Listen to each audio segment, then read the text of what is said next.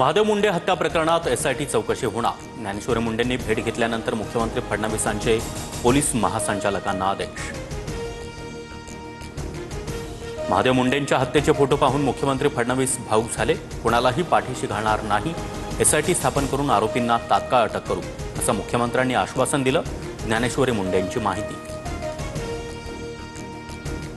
धनंजय मुंडेंना इतर मंत्र्यांकडील अतिरिक्त खातं देण्याच्या हालचाली सुरू. मुंडेंनी 2 वेळा मुख्यमंत्री देवेंद्र फडणवीसांची भेट घेतली. अजित पवार, तटकरेंसोबत देखील मुंडेंच्या बैठका. कृषीमंत्री माणिकराव कोकाटे यांचं खातेबदल करण्याचा मुख्यमंत्र्यांचा निर्णय. दत्ता भरणे यांच्याकडील क्रीडा खातं कोकाटेंना मिळण्याची शक्यता, सूत्रांची माहिती. मालेगाव बॉम्बस्फोट प्रकरणी पुराव्यांअभावी साध्वी प्रज्ञासिंह ठाकूरसह 7 जणांची निर्दोष मुक्तता.